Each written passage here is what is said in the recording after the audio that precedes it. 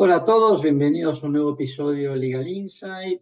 Como siempre, nos vamos a reunir con Guillermo Osorio, que ya Guillermo es una suerte como de figurita que siempre llamamos para hablar de temas vinculados con derecho del trabajo. Como todos saben, Guillermo es miembro, socio de la firma Marval, O'Farrell y Mayral, firma líder en Argentina con más de 250 profesionales. Firma rankeada por Chambers and Partners como la firma más influyente, ¿no es cierto?, de Argentina. ¿Cómo anda, Guillermo? ¿Bien? Muy bien, un placer como siempre estar acá, Augusto. A ver, Guillermo, vamos a conversar sobre un caso muy actual que tiene que ver con despido con justa causa por bloqueo de fábrica o bloqueo de planta. Me contabas fuera de cámara que son tres casos contra justamente una misma empresa. Uno de ellos es el caso Villarroel con De la Santa Sociedad Anónima. Con lo cual, obviamente, dada la coyuntura actual, creo que vale la pena que abordemos estos tres precedentes y que conversemos un poquito sobre este precedente, que es precedente de la sala.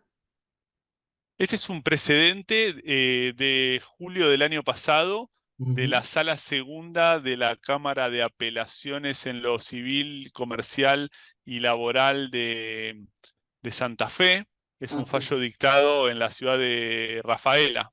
ok, perfecto. Y entonces, ahora sí, ¿por qué este caso nos llama la atención o por qué es tan relevante, en tu opinión? Es muy interesante, la verdad que es muy interesante.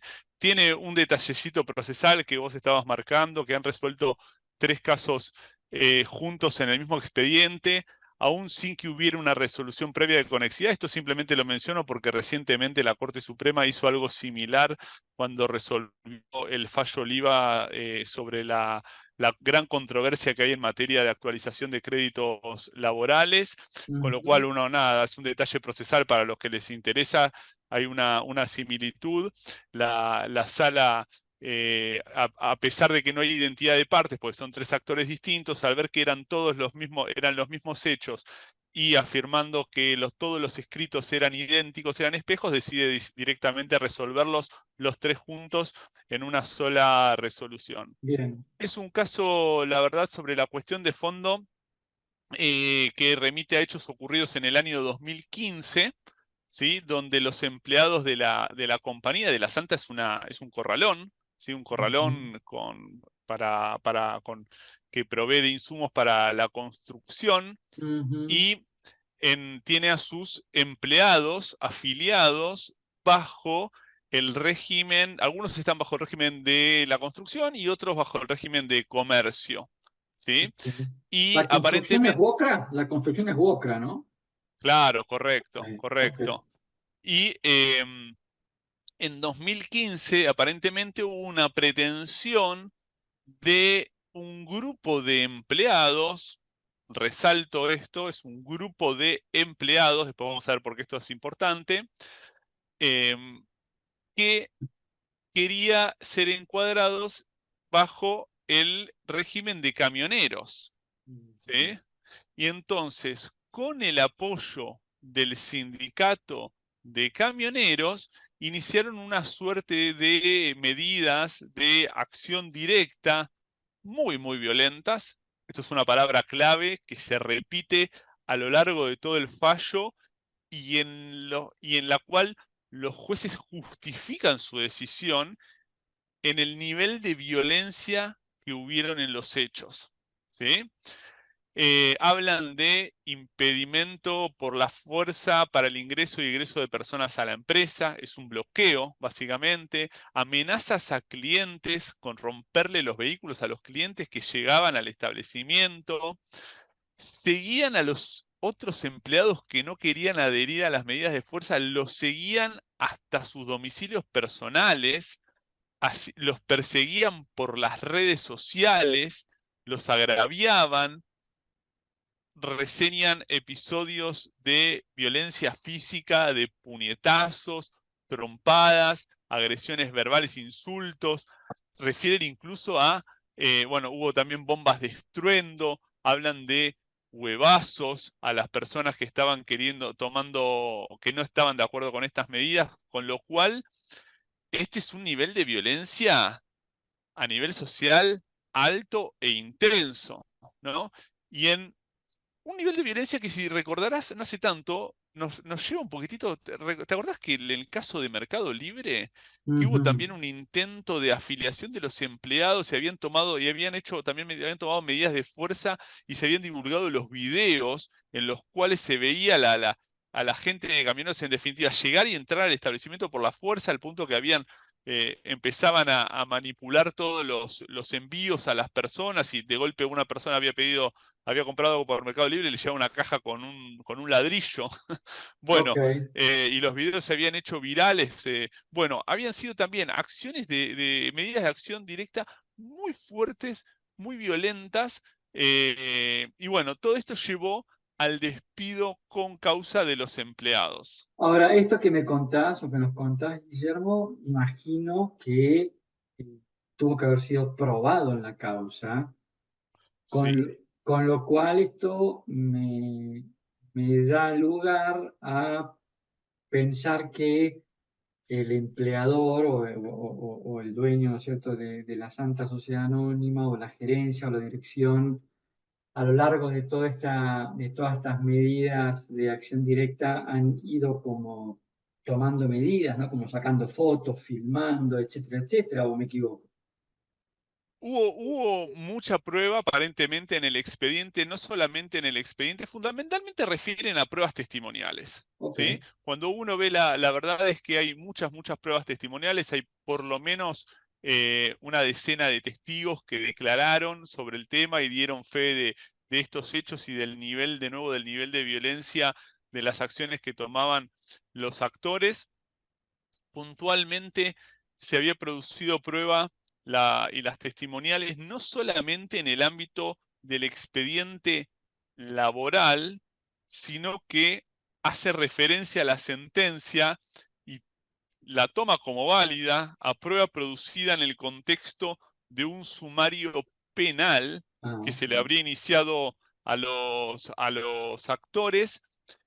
Sin embargo, ese sumario penal nunca, al momento por lo menos que se había dictado la sentencia, en sede laboral, no había ningún dictamen penal, digamos, condenando por ningún tipo de delito, lo cual es un tema relevante porque aún así, sin haber ningún tipo de prejudicialidad, la justicia laboral se expide, ¿no?, sobre la cuestión y de alguna manera dictamina la ilegitimidad de estos actos sin necesidad de que haya una condena penal, porque desde el punto de vista laboral, en la medida en la cual no hayan sido invocado la comisión del tipo penal concreto, no hace falta la calificación penal del hecho, para lo cual solamente podría ser competente un juez penal, como requisito necesario para validar el despido con causa. Entonces A ver, esto, desde el punto esto, de vista técnico, es interesante. claro, a ver, acá me quería detener porque esto que decís es muy interesante para la audiencia, ¿no? Es decir, que a los efectos de poder lograr un despido con causa, no es necesario, ¿no es cierto?, que haya una condena penal por un ilícito, digamos, como decíamos acá, ¿no?, de nivel de violencia muy importante. No es necesario tener una condena en sede penal para poder lograr un despido con causa. ¿Es así?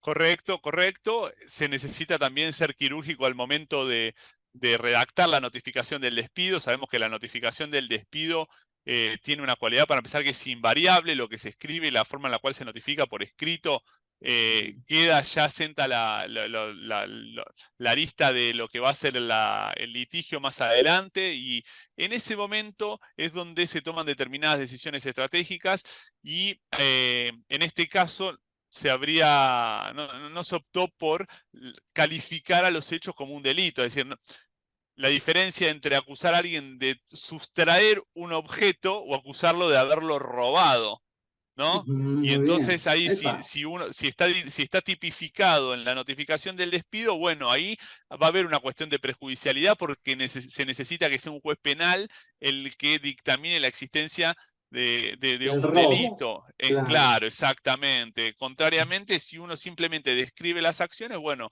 son estrategias, son estrategias. En este caso puntual, es importante que no había una condena penal, y de hecho es parte de los agravios de los actores al momento de apelar, porque ya en primera instancia se había rechazado la acción y ellos se agravian, apelan, argumentan que no había habido ningún tipo de perjuicio económico para la empresa, y también argumentan que la ausencia de condena penal en su contra invalidaba el despido, argumento que fue rechazado por la Cámara. Bien, qué interesante, la verdad, súper interesante. A ver, un debate que está en todos los medios y que tanto vos como yo escuchamos hace muchísimos años, que es este balance entre, ¿no?, derecho a la huelga y derecho al trabajo, por así decirlo. ¿Cómo encuadras este fallo dentro de ese balance? Y ese es un punto, la verdad es que es un tema desde lo que es el derecho de fondo, si se quiere, uno de los temas más ricos sobre los cuales trata este fallo. La verdad es que el fallo de alguna manera explica que existe una tensión, en definitiva, entre distintos derechos constitucionales, el derecho a ejercer una industria lícita y el derecho a derecho de huelga en general, el derecho a tomar medidas de acción, a reclamar.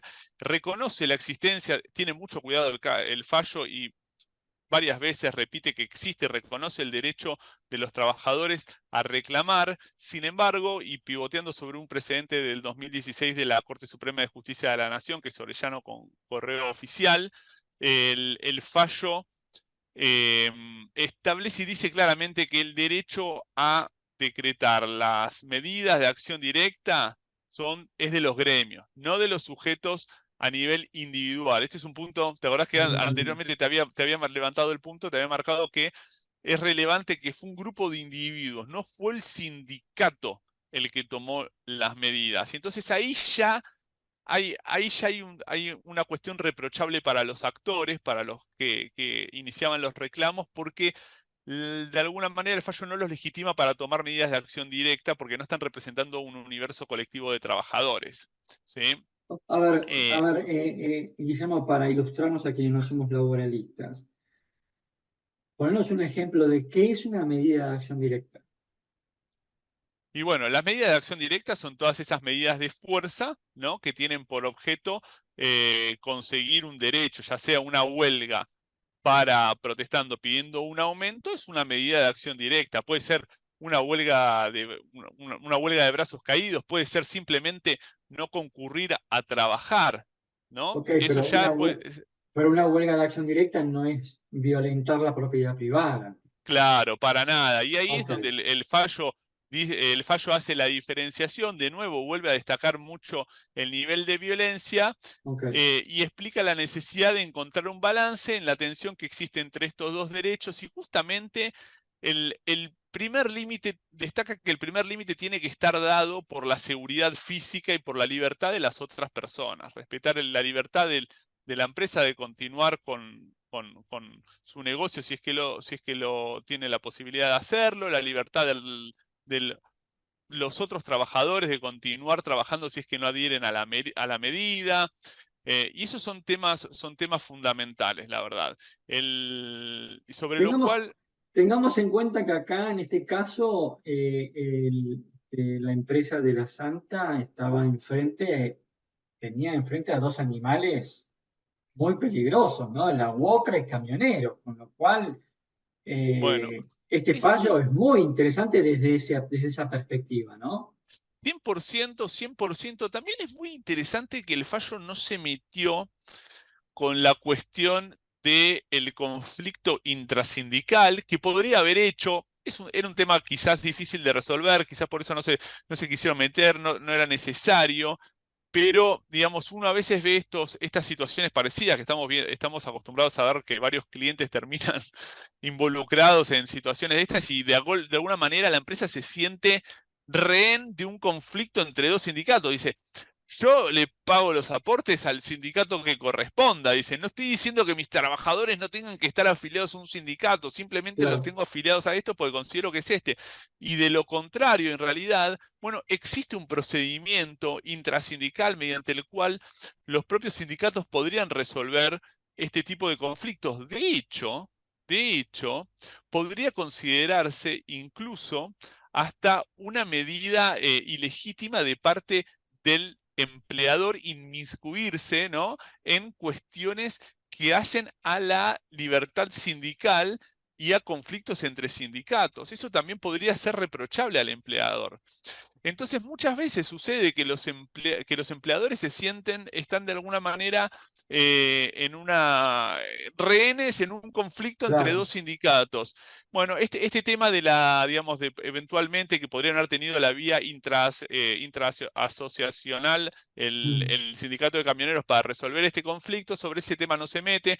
Di- much- Difícilmente ocurre en la práctica, en general el modus operandi de los sindicatos, especialmente del sindicato de camioneros, es ir al choque y buscar ejercer toda la presión, dirigir la presión a las empresas, tienen mejor resultado así, pero bueno, es un tema también sobre el cual que se podría haber abordado.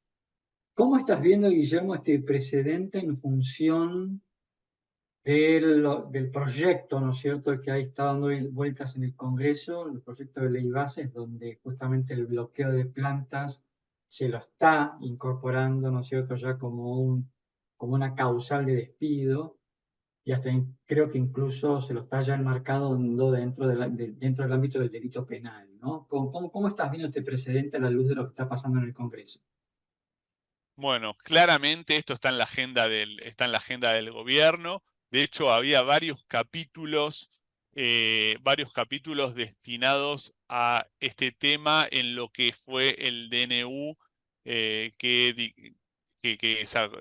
dictó el gobierno en diciembre del año pasado, que está Ujú. siendo objeto de recurso. Vos sabés que la aplicación del decreto está actualmente suspendida después de una acción iniciada por la CGT, que fue objeto de recurso federal y está Ujú. pendiente de resolución ante la Corte Suprema de Justicia de la Nación.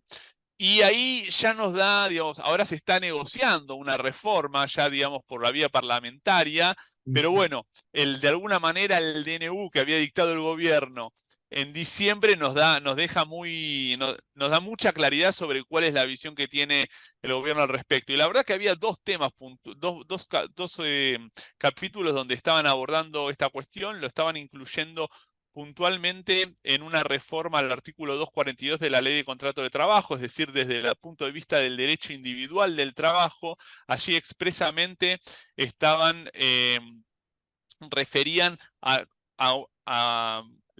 el bloqueo de el establecimiento, la afectación de la libertad de trabajo de las personas que no adhieren a las medidas de fuerza, generar daños y perjuicios en las personas o en la propiedad de la empresa. Los estaban enumerando puntualmente como medidas, como injurias, enunciativamente diría que yo quisiera aclarar, como alguna de las cuestiones que pueden derivar en el despido con justa causa. Eso desde el punto de vista del derecho individual del trabajo, y también lo estaban abordando en el capítulo destinado a las relaciones colectivas del trabajo, donde también estaban abordando la cuestión y refieren como acciones ilegítimas ya para las asociaciones sindicales, no tanto Ujú. para las asociaciones, no tanto para los individuos, porque aquella es la parte colectiva, para las asociaciones sindicales, realizar estos bloqueos. Y eso es importante, también dentro del DNU referían a las limitaciones para el ejercicio del derecho a convocar asambleas en el lugar de trabajo, Ok. ¿sí? Como una limitación, no poder ejercer ese derecho de las empresas en forma abusiva. Muchas veces ocurre. Y ocurre que es una medida de fuerza enmascarada convocar Claro. asambleas en el medio Sí. en el medio de la jornada laboral, suspendiendo la actividad de facto. Y bueno, y eso es importante porque ese había sido el presupuesto fáctico del fallo Orellana que te mencionaba anteriormente de la Corte Suprema de Justicia de la Nación, que hace la diferenciación entre el derecho de huelga en cabeza de los gremios y el derecho a reclamar o a protestar que tiene un individuo, pero que no tiene derecho a iniciar medidas de acción directa como sí lo tienen los gremios, Ok.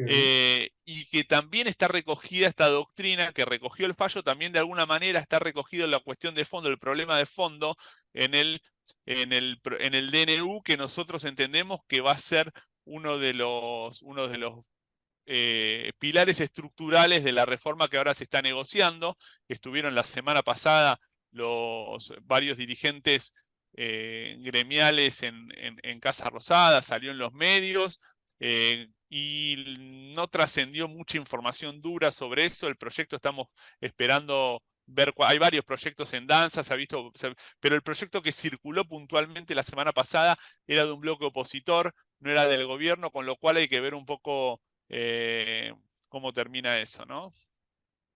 Hemos conversado con Guillermo Osorio, quien nos comentó el caso Villarruel con De la Santa, un caso muy interesante y muy actual, teniendo en cuenta, bueno, el contexto hoy de la República Argentina dentro del marco, ¿no es cierto?, de las acciones directas, ¿no es cierto?, tomas de plantas, bloqueos, etcétera. Así que, Guillermo, una vez más, gracias por sumarte a estos encuentros en Legal Insight y, como siempre, quedas invitado para otra charla en otra oportunidad.